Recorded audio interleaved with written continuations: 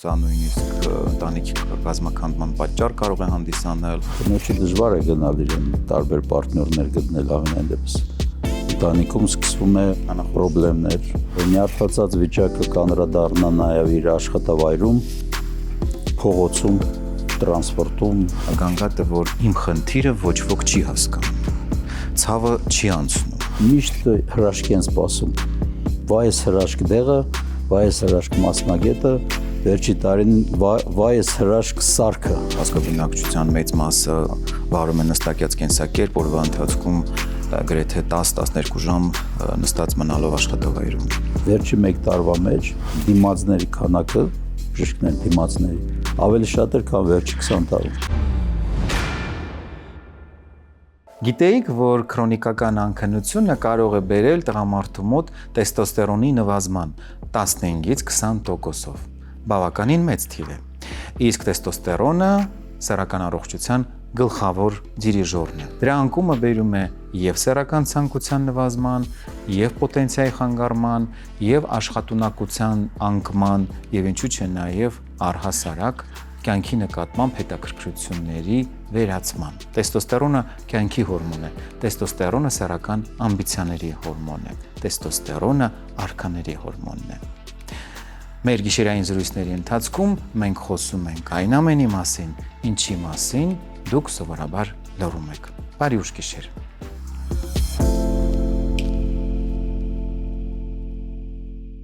Կոնքային քրոնիկ ցավը պարզապես բժշկական ախտորոշում չէ։ Շատերը նախընտրում են լռել եւ համակերպվել։ Սա ժամանակակից բժշկության թերևս ամենաբարդ գլուխկոտրուկներից մեկն է, քանի որ այն հարվածում է միանգամից մի քանի ճակատով՝ ֆիզիկական ցավ, հոգեբանական անկճվածություն եւ սեռական կյանքի խաթարում։ Այս մասին խոսելու ենք Իսմիրլյան բժշկական կենտրոնի ուրոլոգիական կլինիկայի ղեկավար, Երևանի պետական բժշկական համալսարանի ուրոլոգիայի եւ անդրոլոգիայի ամբիոնի պրոֆեսոր,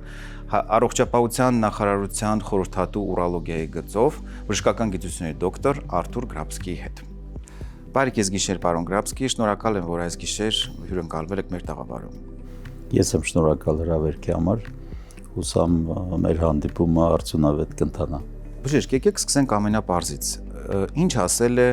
կոնքային քրոնիկ ցավ, ինչի մասին է խոսքը, ամեն մեկը յուրով է այն պատկերացնում, դա ցավ է որովայնի հատվածում, թե ավելի ստորադիր օրգաններում, փորձենք մանրամասնել։ Այո, իսկապես շատ բարդ թեմա եք բարձրացնում, եւ քրոնիկ կոնքային ցավը դա անընդհատ կամ կրկնվող ցավեր են կոնքի օրգանների շրջանում։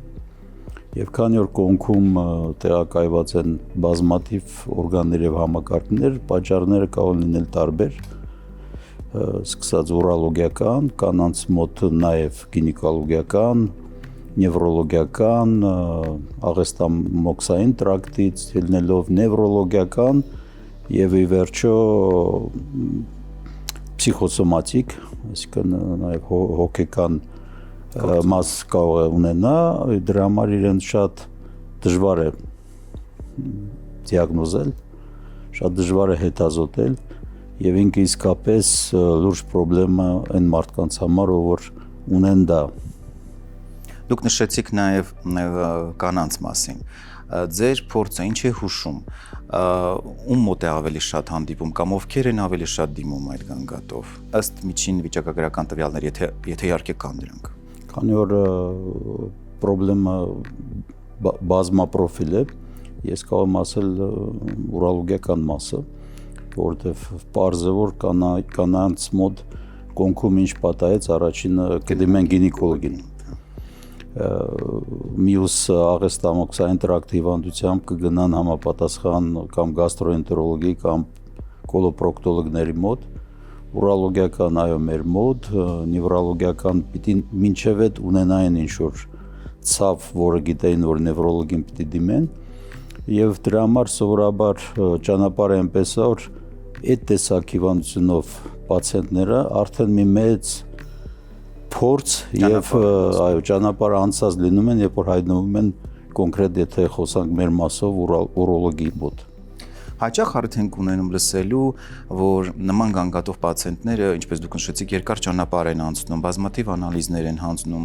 բուժվում են, բայց խնդիրը չի վերանում։ Որն է պատճառը։ Իսկապես սա այդքան բարդ ախտորոշվող խնդիր է։ Այո, իսկապես, որտեղ նույնիսկ այդ քրոնիկ կոնքային ցավի մեջ կա մի այլ սինդրոմ, որը կոչվում է քրոնիկ կոնքային առաջնային ցավի, որ այդ դիագնոզը կամ սինդրոմը իհայտ է գալիս, երբ որ ի սկզբանե առանց այլ օրգանի ինչ-որ մի պատճառ գտնելու հիվանդի մոտ քրոնիկ կոնքային ցավեր են սկսում, բայց իրականում ինքը կարող է նաև սկսվել ինչ-որ նախապես տարած հիվանդության հետևանք, ոնց որ տրիգերային կետը միացավ, օրինակ բերեմ, լինում է, որ պացիենտներ են գալիս, որ ունեն բարձր ճնշում և որոշ դեպքերում այդ ճնշման պատճառը կարող լինի երիկամը։ Եվ նույնիսկ ամենավատ սցենարը, որ ասեմ, եթե ինչ-որ մի երիկամի պատճառով ճնշում ունեցող հիվանդի մոտ եթե հեռացնենք երիկամը, մեկը իր ճնշման մակարդակը կարող է պիկեր չտա, բայց կիջնի ինչ-որ ցած և կմնա մեկը բարձր ճնշման վիճակով և մենք դա, որպեսզի պացիենտը հանրամատչելի հասկանա, բացատրում ենք, որ պատկերացրեք մեքենայի շարժիչը, որ շարժիչը սկսի գործել, ստարտերը պետք, չէ, ստարտերը տվեցինք, մեքենան սկսեց աշխատելու համար արդեն ստարտերը պետք չէ, շարժիչը ինք իրեն կաշխատի։ Նույնը կոնքային ցավի որոշ մեխանիզմներից, որ տրիգերային ինչ-որ հիվանդություն կարող լինի, իսկապես մի հիվանդություն, բորբոքային կամ որից սկսվի և հետո հետ բերել շատ դժվար կլինի։ Պարոն Գրաբսկի, կուզենայի խոսենք միզասեռական համակարգի դերի մասին, որքանով է ընդգծված նրա դերը այս խնդրի առաջացման հարցում և արդյոք միայն միզասեռական համակարգն է այս դեպքում մեծ դերակատարում ունենում, թե պետք է հաշվի առնել նաև օրինակ մկանային գործոնը, գուցե նյարդերի հետ կապված ինչ-որ խնդիրներ, որովհետև ինչպես դուք նշեցիք ձեր խոսքում պետք է գտնել տրիգերը եւ այն կարող է տարբեր լինել, բայց կարծում եմ նաև մեծ դեր ունի այս դեպքում նաև հենց ինքը միզասեռական համակարգը իր ամբողջ նյարդամկանային ապարատով։ Այո, իհարկե, եւ միշտ եթե հիշենք բժշկական ինստիտուտի դասեր եւ այլն, առաջի կուրսի լատիներենի դասերի մեջը բաներ, ասացվածներ կան, որ սովորում ենք, միգուցե մեխանիկորեն նաեւ, չգիտեմ, մեր տարիներին այդպես էր, եւ մեկը հիշեցի այս հիվանդության հետ, որ երբ որ բժշկին դիմում է պացիենտը, պիտի բուժես հիվանդին, ոչ թե հիվանդությունը։ Այո։ Հիմա այս քրոնիկ կոնքային ցավը այն օրինակներից է, որը մի կետ բուժել չի լինի։ Դրա համար ինքը, գիտեք, շատ պոպուլյար էր վերջի տարիները պրոտոկոլային բժշկություն։ Աշխատեցինք, տեսանք լավ ու վատը, հիմա եկել ենք պերսոնիֆիկացված բժշկության։ Այսինքն այս հիվանդները նրանք են, որ իրեն պերսոնալ որոշում պիտի ընդունվի, ինչ կանգատ ունեցավ, ինչ դիագնոստիկ մեթոդներ անենք, ինչ բուժում տանք եւ ինչպես իրեն հետ բերենք։ Դրա համար եթե ուրոլոգիական մասը ասենք, այո, միզապարկից սկսած մինչև առնանդամի գլխիկը կարող պատճառ լինի։ Բոլոր այն մեջ ընկած օրգանների բորբոքումները, քարեր, ուռուցքներ, ինչ որ ֆունկցիոնալ խանգարումներ կարող են բերել սրան։ Նաեւ իրենց կողքի եղած բոլոր այլ օրգան համակարգ, սկսած նյարդային, մինչև մկանային եւ կանանց դեպքում նաեւ գինեկոլոգիական պատճառները, դրա համար ճիշտ կլինի բուժել այս հիվանդներին մուլտիֆունկցիոնալ թիմով։ Կամ ամեն մի այդ թիմի մի մասնակետը պիտի իմանա մի քիչ ավել իր մասնագիտությունից, որ նյարդային ֆակտորները ինչ ազդեցություն ունեն, աղեստամոքսային տրակտի խախտումները ինչ, մկանային, ոսկրային համակարգի ինչ խնդիրներ կան, որ կարողանան հայտնաբերել եւ ուղարկել համապատասխան այլ մասնագետի մոտ, որտեղ ինչի՞ է խնդրեմը, այսպես չլուծված, շատ ժամանակ տանում են այդ հիվանդները, որևէ ակտիվ բժիշկ չի ուզենում ժամեր անցկացնել այդ հիվանդի հետ զրուցելուց, խոսալուց եւ այլն, որտեվ ինքը էներգիա եւ ժամանակ շատ տարած է եւ մի կարևոր խնդրեմ ունի այս հիվանդությունը, ինքը սոցիալական ազդեցություն ունի։ Այդ անընդհատ ցավը պացիենտին շեղում է իր առօրյայից։ Ինքը խնդիրներ կունենա տանը, իր սեռական հարաբերությունների մեջ իր պարտներին կարող թվալ որ առամարում իրեն չի ուզում, այդ նյարդացած վիճակը կանրադառնա նաև իր աշխատավայրում, փողոցում, տրանսպորտում, ամենտեղ եւ նույնիսկ կարող է բերել կոգնիտիվ խանգարումներ, այսինքն իր վարվելա կարգը եւ ձևը կփոխվի։ Մարդիկ կան դառնում են ագրեսիվ, մարդիկ կան փակվում են իրենց մեջ։ Ամենա այն սառնասիրտ եւ դեռ իր կառավարումը տեղ ունեցած պացիենտը կարող է ասի դոկտոր, ես ունեմ այս խնդրեմը, իմ ցավը ապրում է առանձին կյանքով, ես ապրում եմ առանձին կյանքով, այսինքն ինքը արդեն կրիտիկորեն է վերաբերվում, գիտի որ այսպես հարց կա եւ մենեջմենտի մեջ շատ կարեւոր է որ հիվանդին դարձնել մասնակից։ Ինքը պիտի իմանա սպասելիքները եւ ելքերը, որտեվ ոչ միայն մեր ժողովուրդը, ինձ թվում է մարդկային էությունն այդպես ամբողջ աշխարհում միշտ հրաշք են սպասում։ Վայ այս հրաշք դեղը, վայ այս հրաշք մասնագետը, վերջի տարին վայ այս հրաշք սարքը, որով կարող են բուժվել։ Այդ պիտի սպասելիքներ իմանա, այլ դեպքում կլինի հիասթափություն եւ խնդիրներ։ Քանի որ նմանատիպ հիվանդները, ինչպես դուք նշեցիք, կարող են ունենալ տարբեր գանգատներ եւ վատթարանում են իրենց միջանձնային հարաբերությունները ընտանիքի անդամների, իրենց կողակիցների հետ, կարծում եմ երևի թե շատ կարեւոր է ուշադրություն դարձնել նրան, որ իրենք շատ դեպքերում նաև դեպրեսիվ են, ընկճված են, ինքնագնահատականը իջած է եւ հաճախ եմ ես լսում պրակտիկայում նման պացիենտներից գանգատը, որ իմ խնդիրը ոչ ոք չի հասկանում, ցավը չի անցնում։ Ես դիմել եմ բազմաթիվ մասնագետների, բայց մինչև հիմա ցավը ինձ անհանգստացնում է։ Այսինքն միացել է արդեն հոգեբանական կոմպոնենտը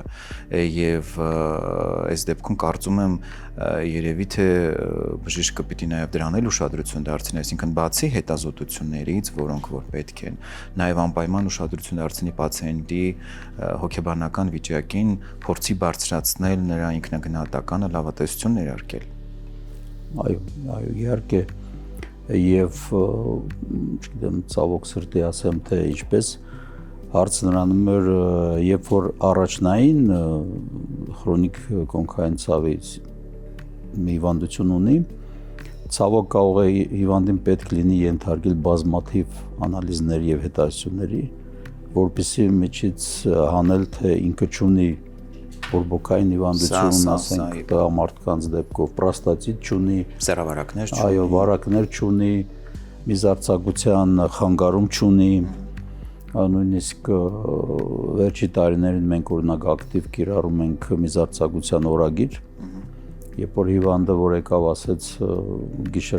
հաճախամիզություն գիշերային, ինքը անպայման չի որ իր պրոստատ հետ կապված լինի եւ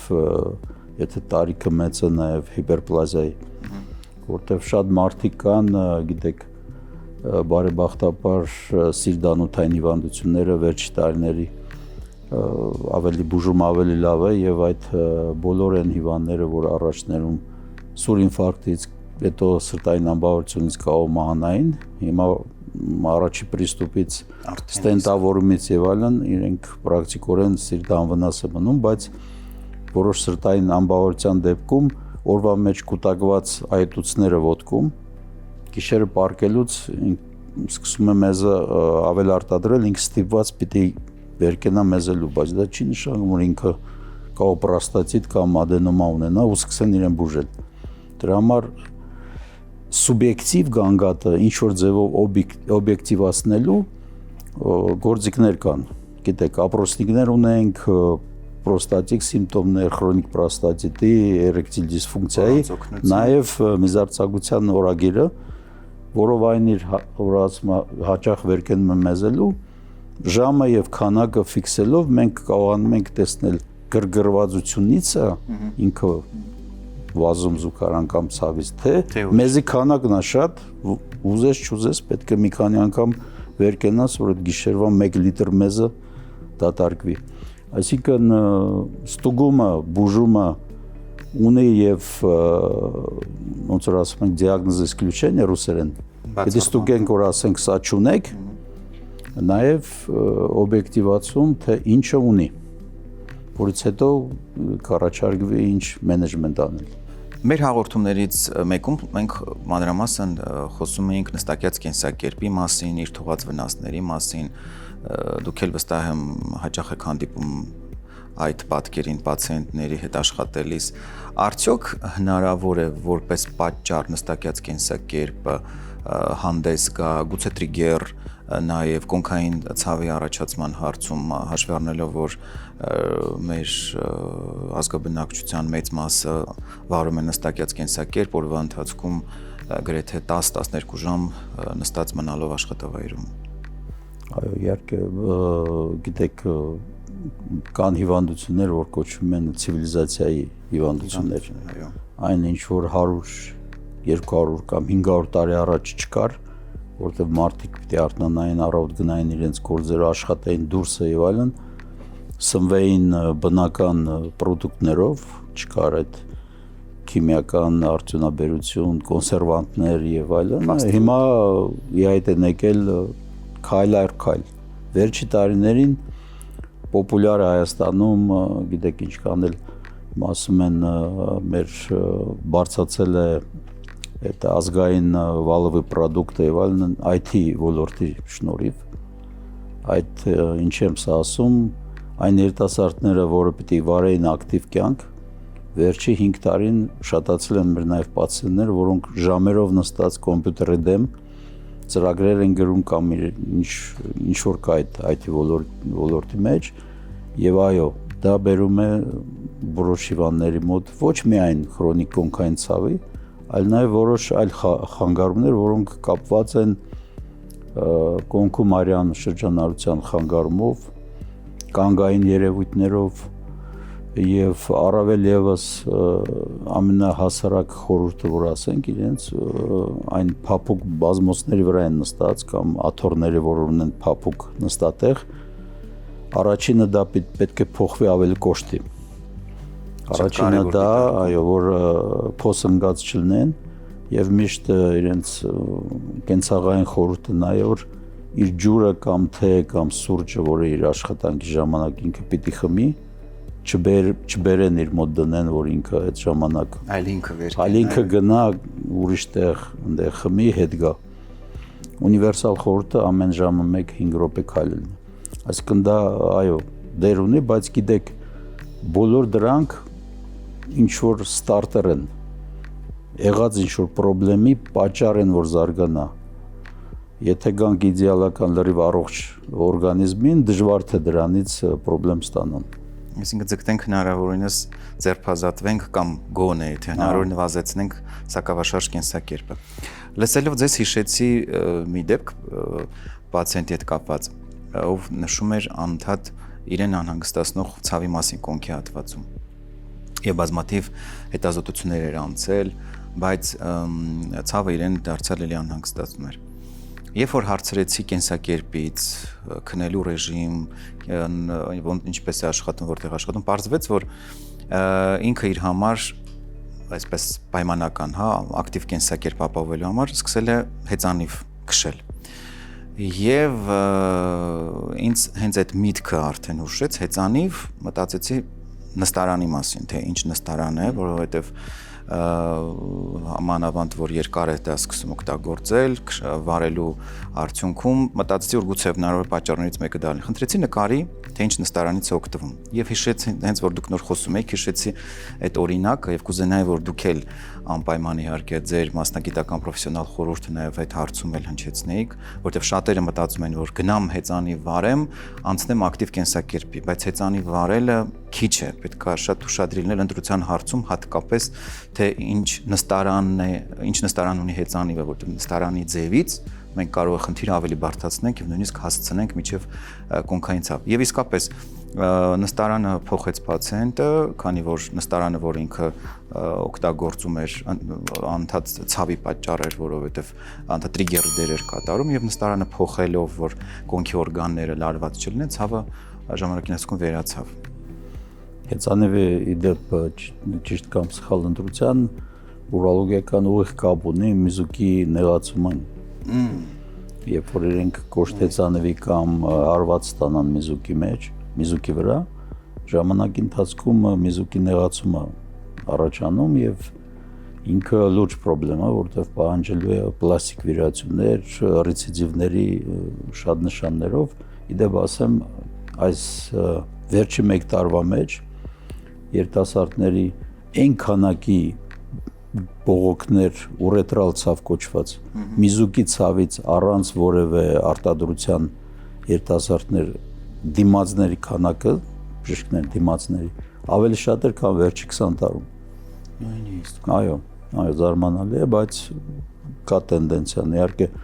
սա չեմ կարող գիտականորեն ասել, բայց գիտության առաջի փուլն է դիտարկումը կա։ Ինչպես արդեն պարզ դարձավ քննարկումից, կոնքային ցավը ունի բազմաթիվ հետևանքներ։ Տուժում է սեռական առողջությունը, առաջանում են բազմաթիվ խնդիրներ եւ կարող է նաեւ առաջանալ հաճախամիզություն։ Պացիենտները հաճախ նաեւ նշում են, որ կյանքի որակը իրենց վատացել է, քանի որ հաճախամիզությունը գնալով ավելի սրվում է։ Սակայն խնդիրը լուծելի է եւ այս հարցում մեզ կարող է օգնության հասնել մեր հաղորդման գործընկեր Alpen Farm ընկերության ուրինոզա բուսական հավելումը։ Բացահայտեք նոր սերնդի լուծումը ուրինոզա ուրոպրոլոնգի օգնությամբ։ Այս նորարարական միջոցը միավորել է բնության եւ գիտության ուժը։ Բնական բաղադրիչները, այդ թվում շատերիդ հայտնի լորամրգի էքստրակտը, ստեղծում են անտեսանելի պաշտպանություն ձեր միզուղիներում։ Պարզապես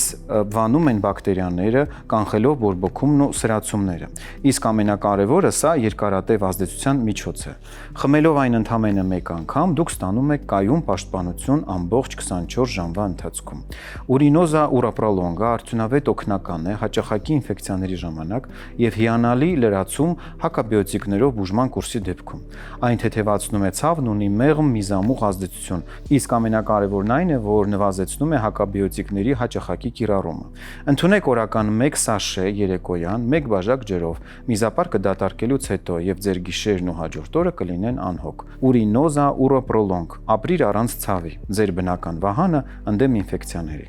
Ինչպես արդեն հասկացանք, խնդիրը բազմակոմպոնենտային է, ունի տարբեր դրսևորումներ եւ դրանցից մեկը սեռական ոլորտն է։ Վստահ եմ, դուք էլ ձեր պրակտիկայում հանդիպել եք զույգերի, որոնք խնդիրը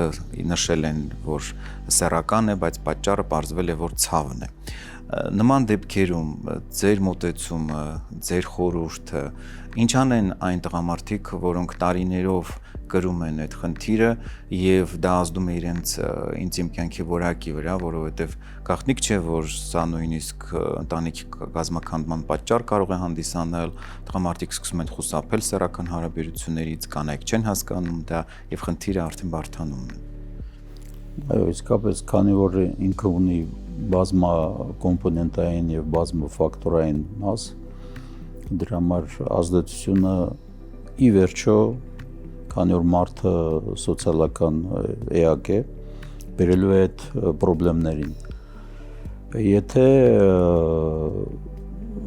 ցավային խնդրեմը, որը կբերի սեռական խախտումների կնոջ մոտ է, այսինքն կինը խուսափում է հարաբերություններից, ամուսինները սկզբից իրենց դժգոհությունը կամ իրենց այդ սեռական ցանկությունները սկսում են ման գալ ինչ այլ ուղղությամբ գտնել։ Այլ վայրերում։ Կնոջ մասը ավելի դժվար է, որտեղ եթե կնոջ մոտ նորմալ է եւ այդ քրոնիկ կոնքային ցավը բերել է էրեկտիլ դիսֆունկցիա տղամարդու մոտ, կնոջը դժվար է գնալ իրեն տարբեր պարտներներ գտնել ամենայն դեպս։ Ընտանիքում սկսվում է, այո, խնդիրներ, կռիվներ, անընդհատ, ինչպես սկզբից ասեցի,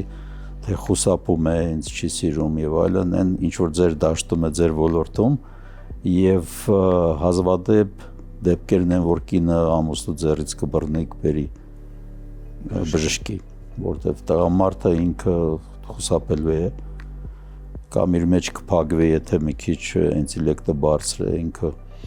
չուզենալով վնասել իր մեջ կփակվի, եթե քիչ է արդեն ագրեսիվություն կարող ձեռք բերել եւ այլն ամբողջ իր դրսևորություններով։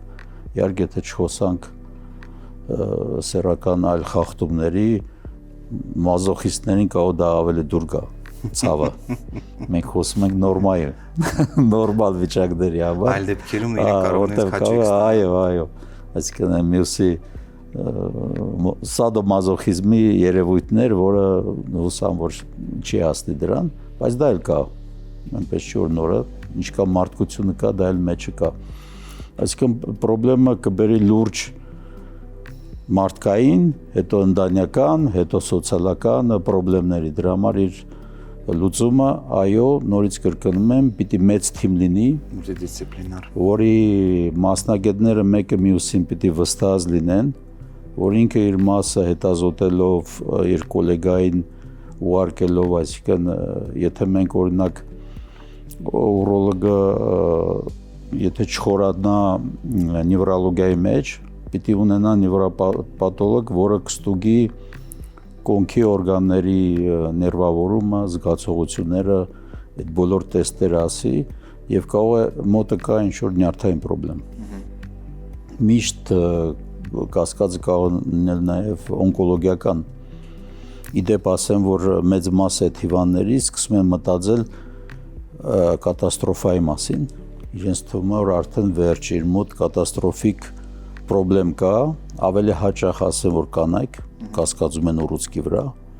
սկսում են բազմաթիվ հետազոտություններ անցնել, ուռուցք ունեն թե չէ, տղամարդիկ մի քիչ ավելի քիչ, եւ ինչպես պատկերավոր խոսք ունեմ, ասում եմ, որ 40 տարեկանից տղամարդուն, երբ որ պրոստատիտ անունը տալիս ես,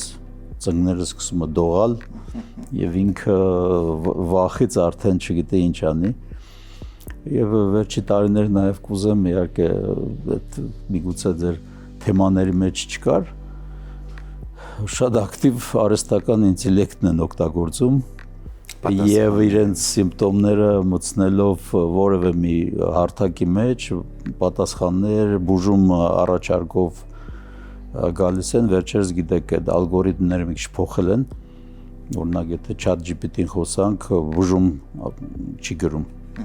խորհուրդներ տալիս է, բայց մյուս մասն էլ Ամերիկայում որոշ շտատներ կա, որ ինքը դոստուպը տված մինչև ստանդարտ դեպքերը բուժելու,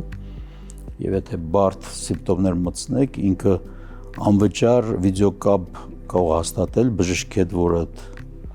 կա, այսինքն նաև հասել ենք դրան, որ այդ մարդիկ օգտագործում են հիասթափվելով անցած իր ճանապարհից,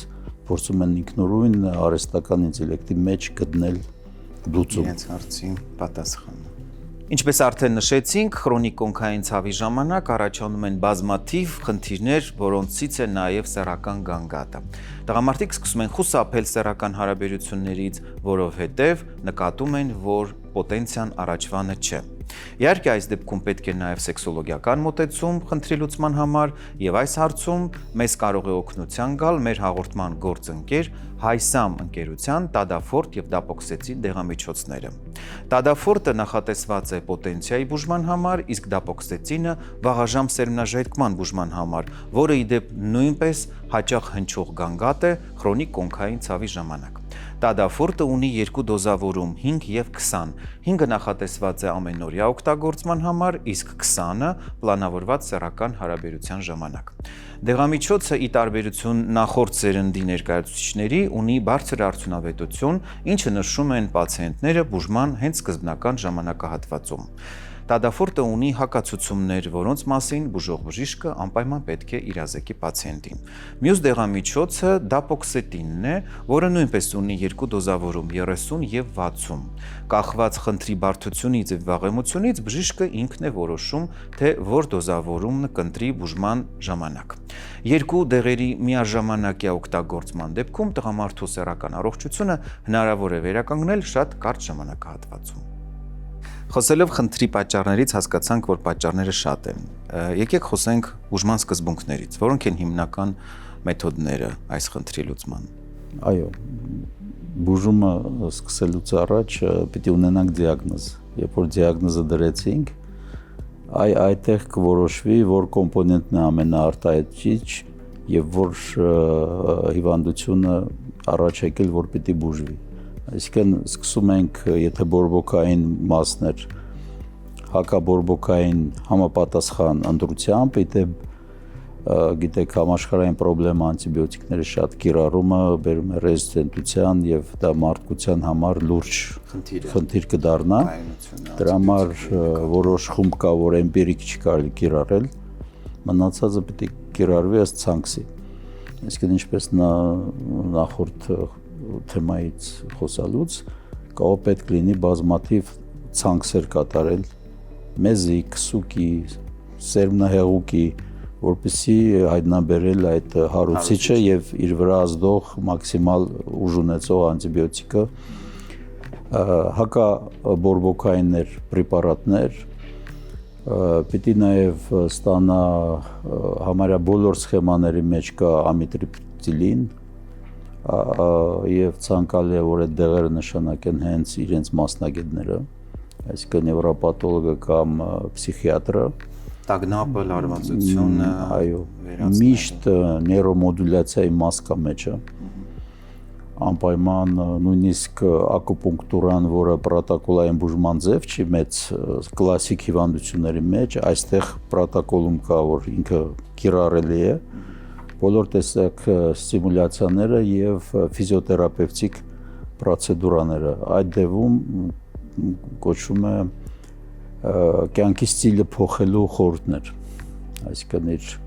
փակ տարածությունից դուրս գալը, դուրսը ժամանակ անցկացնելը, որը կբերի նաև ընտանիքի անդամների հետ մտերմանալուն, երեխեքի հետ տեղ գնալու եւ այլն։ Այսինքն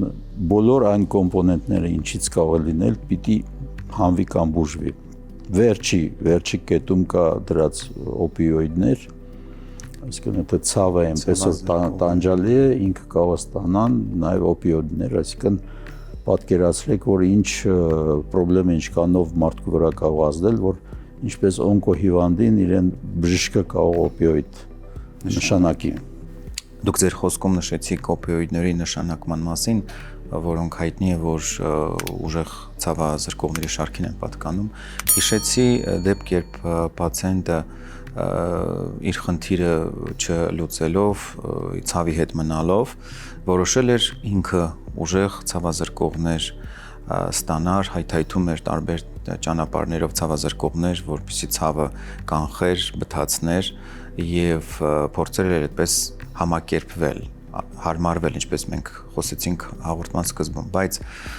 վստահ եմ, որ մեր քննարկումը այսօրվա զրույցը, ձեր խորհուրդները կբերեն այն մտքին, որ ցավի հետ պետք չի համակերպվել, մարդը պարտավոր չէ լուր տանել ցավը եւ այս դեպքում կարծում եմ ճիշտ է թիմային աշխատանք, եթե խնդիրը չի լուծվել, նշանակում է պետք է անպայման մտածել, որ գուցե նյարդաբանական է, ընդգրկել նյարդաբանին, եթե սեռական կոմպոնենտը կա, դիմել նաև սեքսապաթոլոգին եւ շատ կարեւոր է անպայման ընդգծել, որ անհրաժեշտ է թիմային մոտեցումը, որովհետեւ խնդիրը, ինչպես հասկացանք, բազմա պատճառային բնույթ ունի։ Այո, իհարկե, ես քանի որ հաղորդումը հանրամատչելի է, խոսացի այն ընդհանուր մասերի մեջ, բայց օրինակ եթե վերցնենք նյարդաբանական հարցերը եւ ավելի մանրանանք դեպի կոնկրետ ուրոլոգիական օրգանների, կան նաեւ իրենց վիրահատությունները, այսինքն նևրոլիզներ կան, օրինակ եթե ցավ կա, երբ որ վարիկոցելեկտոմիայից կամ գիտեք արտասահմանում ընդունված է վազատոմիա վիրահատություն, երբ որ ընտանիքը ունեցել իրենց երեխաները եւ փորձում են այո կապել սերմնատարուղին, որպեսզի այլևս հղիություն չլինի, կարող դրա հետ կապված սկսվի ցավերը։ Եվ իրենք ունեն վիրահատություններ տարբեր, սիմպաթեկտոմիա են կոչվում կամ նևրոլիզ, մասնագի ներվի հատում եւ այլն, որոնք կիրառվում են, բայց դա արդեն ոնց որ վերջի կամ նախավերջի փուլերին է, որը կոպիտ միջամտություն է պահանջում։ Իսկ մինչև այդ, եթե հնարավոր է դեղորայքային, ֆիզիոթերապևտիկ եւ իր այլ պրոցեդուրաներով, նաեւ պսիխոսոմատիկ մկանային հարցերը կարգավորելով վերադարձնել կյանք, ուրեմն այդ կոպիտ միջամտությունները պետք չեն գալիս։ Դրանք պետք են գալիս, երբ որ ցավ առաջացել է, օրինակ կոնքում ուռուցք հեռացնելուց հետո կամ այլ մի տրավմայից հետո, որոնք այո իրենց շտկումը պահանջում են, որտեղ ցավազրկողները նույնիսկ գայդլայնների մեջ բան կա,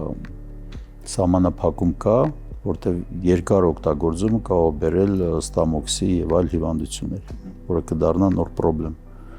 Դրա համար այդ բալանսը պիտի պահել եւ պետք չի որ հիվանդը ապրի առանձին, ցավը առանձին, ավելի լավ է հիվանդը ապրի առանց ցավ իր կյանքով։ Հասկանալով որ խնդիրը լուծում ունի։ Այո։ Պարոն Գրաբսկի, անչափ շնորհակալ եմ հետաքրքիր զրույցի արժեքավոր դիտարկումների համար։ Վստահ եմ հաղորդումը դիտելուց հետո շատ-շատերը, ովքեր ունեն այդ ցավը եւ չեն գտել խնդրի լուծումը, կհասկանան, որ պետք չէ ընկճվել, պետք չէ ցավի հետ ապրել, պետք չէ դրա հետ համակերպվել, պետք է հասկանալ, որ ցավը կարող է ունենալ բազմաթիվ պատճառներ, հատկապես խոսքը կոնքային ցավի մասին է, եւ պետք չէ ուղղակի այն լրացնել, այլ պետք է դիմել համապատասխան մասնագետների օգնությանը։ Շնորհակալություն, այս ձեր խոսքի ընթացքում հիշեցի իմ ուսուցչի բառերը, պրոֆեսոր Իվան Գերասիչ Աղաջանյանի, որը միշտ ասում էր, որ երբ որ երիտասարդ էինք, որ եթե պատկերացնեք, որ ձեր մասնագիտությունն է, ինչ-որ օղակի ձևով, եւ այն օղակի դրսի մասը, որը սերիզոնա է կոչվում, հարակից մասնագիտությունների հետ, գինեկոլոգ, պրոկտոլոգ, սեքսապաթոլոգ, նևրոլոգ եւ այլն, սովորաբար այդ սահմանային մասը քիչ հետազոտած եւ քիչ ուշադրություն դարձրած է լինում։ Մեջտեղը կոնցենտրացված է հիմնական հիվանդությունները, պերիֆերիան թողած է, այո։ Եվ նույնն էլ գինեկոլոգի մոտ նրան ասում էր իդեալականը պիտի դողակները մոտենան եւ այդ սահմանայինը երկու կողմից կիսված լինի, որ ինքը լինի ավելի մուգ։ Այսինքն գինեկոլոգ ուրոլոգի հետ այդ սահմանայինը երկուսով նայած, նևրոլոգը, սեքսապաթոլոգ եւ այլն։ Եվ այդ ժամանակ մենք կունենանք իդեալական գիստագրամա, ինչը կանրադառնա մեր հիվանդների վրա։ Եվ խնդիրը կլուծվի։ Այո։ Շնորհակալություն։ Ես եմ շնորհակալ։ Սեռական այբուբեն խորագրի ներքո ես պատասխանում եմ բոլոր այն հարցերին, որոնք դուք ուղարկում եք մեզ։ Շնորհակալություն մեզ վստահելու եւ հետևելու համար, դա անչափ կարեւոր է։ Իսկ այժմ կարդամ հարցը։ Բարև ձեզ, մի հարց ունեմ, եթե դիմացի աղջիկը շատ ցանկալի է եւ դրանից իր հետ շփվելիս կաթոցներ եմ ունենում, դա նորմալ է թե ոչ։ Ինչպես եւ մնացյալ դեպքերում, այս դեպքում եւս պիտի խնդրեմ հարցեր գրելիս անպայման նշեք տարիք։ Շատ կարեւոր է, որովհետեւ դրանից կախված փոխվում է պատասխանը։ Այնուամենայնիվ փորձենք վերլուծել։ Կաթոցներ ասվածը շատ հարաբերական է սեքսոլոգիայում։ Կաթոցներ կարող է լինել օրինակ, եթե կա սեռավարակ։ Գրգռվում է եւ բնականաբար կաթոցները շատանում են, այսինքն արտադրությունը շատանում է, բայց դա լրիվ այլ պատկեր է, որովհետեւ նման պարագայում լինում է տհաճ հոտ, մռմռոց, երբ որ գործ ունենք սեռավարակների հետ, ցավ, նաեւ միզելիս, հետեւաբար պետք է հասկանանք, թե ինչի հետ գործ ունենք։ Մեկ ուրիշ պարագայում կաթոցներ լինում են, ու կաթոցները ճակերտավոր իհարկե, երբ տղան գրգռվում է, չունի ռեգուլյար սեռական կյանք, գրգռվեց եւ նկատվեց կաթոց, այսինքն գրգռման ժամանակ անդամի գլխիկի վրա տեղակայված մանր գեղձերը արտադրում են սեկրետ, այսինքն արտազատուկ, որի արդյունքում նկատվում է կաթոց, արտադրուկ։ Սա նորմալ երևույթ է։ Բայց պետք է նշել, որ այդ կաթոց ասվածը կարող է լինել նաեւ սնկախտի դեպքում, երբ գրգռման ժամանակ արդեն տղամարդը կարող է նկատել, որ սեռական օրգանի վրա կարող է նկատվել փառ եւ նաեւ էլի կաթոցներ։ այսինքն արտադրություն։ Երեքն էլ տարբեր դեպքեր են եւ երեքն էլ պահանջում են տարբեր մոտեցումներ։ Եթե գործ ունենք սեռավարակի կամ սնկախտի հետ, ապա պետք է ինչ անենք, հանձնենք համապատասխան անալիզներ, պարզենք պատճառը եւ բուժենք։ Եթե գործ ունենք պարզապես գրգռման հետ, որի արդյունքում տղամարդու մոտ նկատվում են արտազատուկներ, ապա այս դեպքում լուծումը որն է։ Պետք է ակտիվացնել սեռական կյանքը։ Եթե տղամարդը ունի ռեգուլյար սեռական կյանք, այո, գրգռման ժամանակ կարող են նկատվել այսպես կոչված բնական կաթոցներ։ Անհանգստանալ պետք չէ, պարզապես պետք է պարզել, թե որն է պատճառը։ Ու անհրաժեշտ սեքսոլոգիական խորհրդատվություն անցնելուց հետո, երբ որ բժիշկը կպարզաբանի վիճակը, արդեն հնարավոր կլինի լուծել ձեր խնդիրը։ Ավարտվեց հերթական գիշերային զրույցը։ Հուսով եմ այն օգտակար էր։ Տարածեք մեր տեսանյութերը, թողեք մեկնաբանություններ, մեզ համար անչափ կարևոր է ձեր կարծիքը։